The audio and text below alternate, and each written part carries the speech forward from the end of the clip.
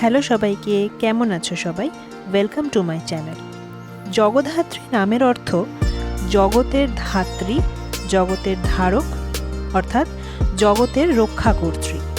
কথিত আছে যে দুর্গাপুজোর সময় বাধার সম্মুখীন হওয়ার পর নদিয়ার মহারাজা কৃষ্ণচন্দ্র এই উৎসব শুরু করেছিলেন এবং এই উৎসব ধীরে ধীরে কৃষ্ণনগর ও চন্দননগরের মতন জায়গায় জনপ্রিয় হয়ে ওঠে, যা বাংলার আধ্যাত্মিক ও সাংস্কৃতিক ঐতিহ্যকে প্রতিফলিত করে।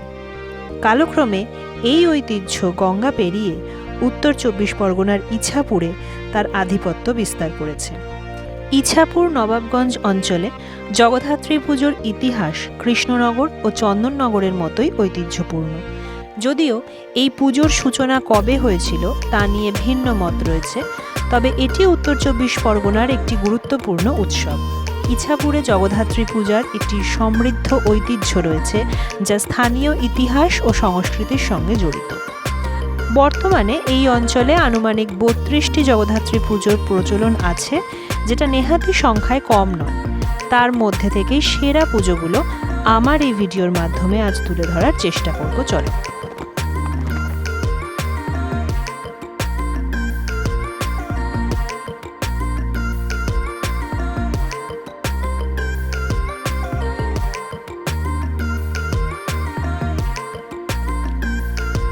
শুরু করব সরকার বাগান জগদ্ধাত্রী পুজো কমিটির পুজো দিয়ে।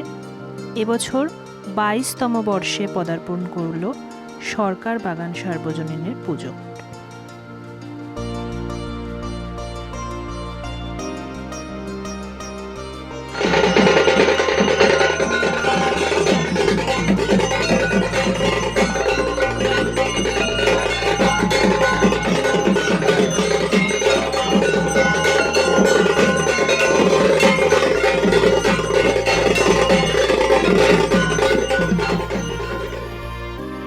পরের পুজো গাজীতলা নবারণ সংঘের পুজো।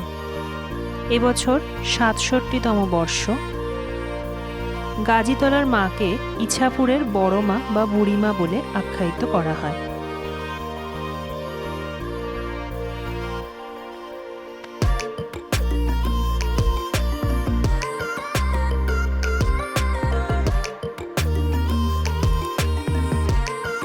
এরপর পৌঁছে গেছিলাম রায়বাগান।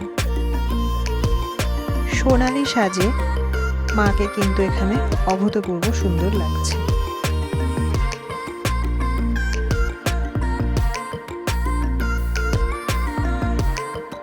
রায়বাগান থেকে চলে এসেছি শীতলাতলা, ইছাপুরের তৃতীয় স্থানাধিকারী পুজো শীতলাতলা। এই পুজোগুলো কিন্তু সবকটাই গঙ্গার ধার বরাবর হয়ে থাকে। শীতলাতলার মাতৃ প্রতিমা ডাকের সাজে সজ্জিতা। এবারে তৃতীয় স্থানাধিকারী হয়েছে শীতলাতলার পুজো।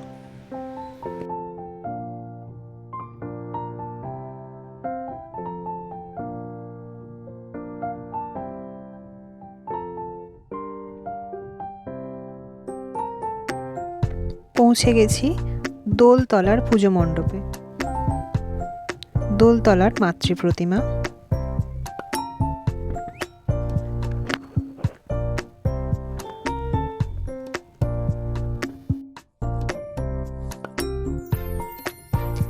এরপর আলোকসজ্জার মধ্যে দিয়ে পৌঁছে গেছি শাঁখারীপাড়া।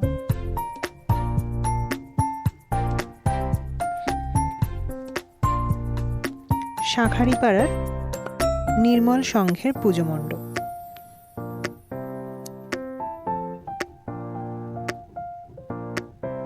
এখানেও মা ডাকের সাজে সজ্জিতা।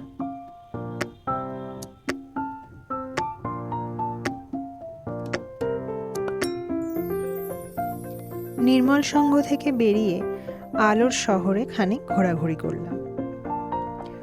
চন্দননগরের মতন উন্নত মানের আলোকসজ্জা বা উচ্চমানের প্রযুক্তিযুক্ত আলোকসজ্জা না হলেও ইছাপুরের আলোকসজ্জা কিন্তু নেহাতি ফেলনা নয়।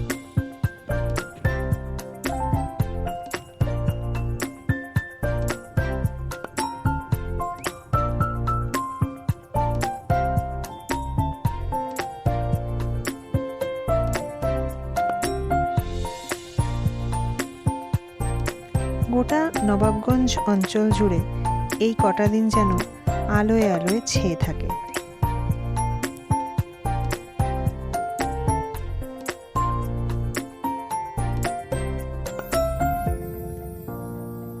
সম্পূর্ণ নবাবগঞ্জ এলাকা আলোয় মুড়ে ফেলা হয় এই জগদ্ধাত্রী পুজো উপলক্ষে।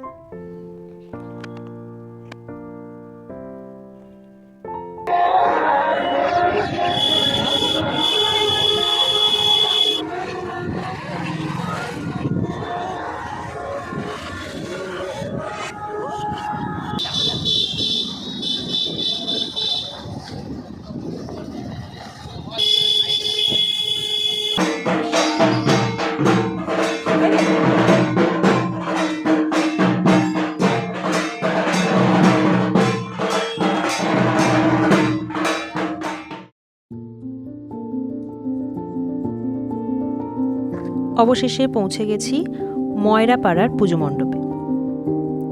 তাদের সংগ্রহে প্রচুর পুরস্কার। এবছরও বিচারক মণ্ডলীর বিচারে সেরার সেরা হয়েছে ময়রাপাড়া। প্রথম স্থানাধিকারী মাতৃপ্রতিমা ইছাপুরের এবছরের ময়রাপাড়া।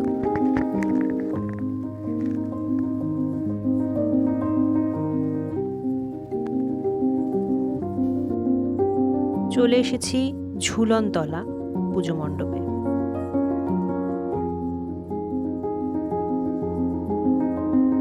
ঝুলনতলার মাতৃপ্রতিমাও কিন্তু অনেক উঁচু এবং ততটাই সুন্দর।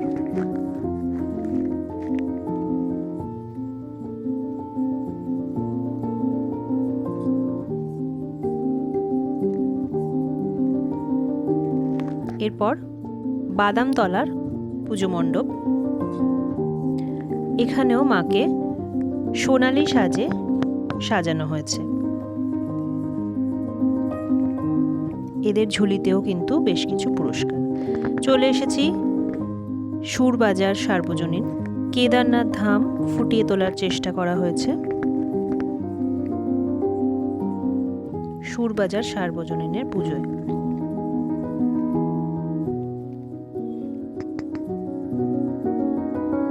ভিতরে নন্দী মহারাজ,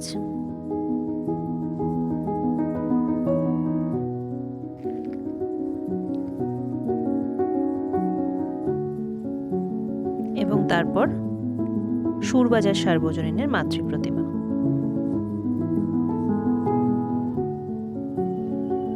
এদের সংগ্রহেও বেশ কিছু পুরস্কার রয়েছে। এবং সবশেষে পৌঁছে গেছি সুরবাজার যুব সংঘের মণ্ডপে। সুরবাজার যুব সংঘের মাতৃপ্রতিমা এবছর বিচারক মণ্ডলীর বিচারে দ্বিতীয় স্থানাধিকারী মাতৃপ্রতিমা, কিন্তু আমার চোখে কিন্তু এই মাতৃপ্রতিমাই সেরার সেরা। ডাকের সাজে মা যেন রাজনন্দিনী।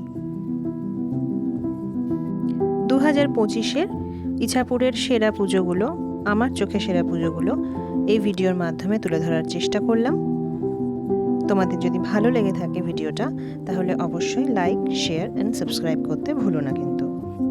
এর পরবর্তী ভিডিওতে তোমাদের জন্য নিয়ে আসবো ইছাপুরের জগদ্ধাত্রী পুজোর বর্ণাঢ্য শোভাযাত্রা। আজ এই পর্যন্তই, টাটা।